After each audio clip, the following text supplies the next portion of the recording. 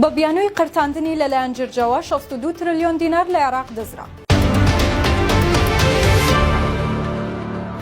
کاردانەوەکانی قرتاندنی 62 تریلیۆن دینار لەلایەن جرجەوە لە عێراق چاوەکو دێر زیاتر دەبێت و حکوومەتی عێراقیش ڕەتی دەکاتەوە جرج گەیشت بێتە قاسەی بانکەکانیان و پارەی قرتاند بێت. ماوەی چەند ڕۆژێکە لە میدیا و سۆشیال میدیاکانی عێراق هەواڵی دیارنەمانی 62 تریلیۆن دینار بڵاو بۆتەوە و دەگوترێت جرج و مشە قرتاندوێتی و بەشێک لە بەرپرسان و سیاسەکانی عێراقیش دەڵێن نەخێر پارەکە دەزراوە و دەیانەوێت بە ناوی قرتاندنی پارە لەلایەن جرج و مشکەوە ئەم دزی و گەندەڵیە گەورەیە پەردەبۆش بکرێت.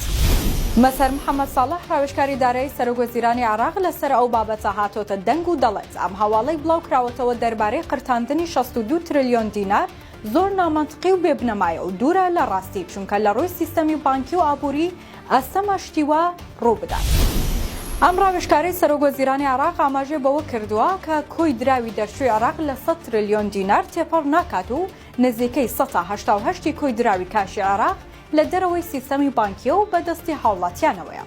قسەکانیان بەرپرسە نەبووە ئاو و ئاگری ناخی عێراقیەکانی نەکوژاندەوە، بەڵکو کاردانەوەکانی لە سۆشیال میدیا زیاتر کرد و باس لەوە دەکەن هەڵبژاردن نزیکە حکوومەت دەگۆڕێت بۆیە لەگەڵ گۆڕینی حکوومەت سەروەت و سامانی عێراقیش بەتاڵان دەبرێت و هەر بەرپرسێک لە لای خۆیەوە دەستێکی پێدا دەهێنێت.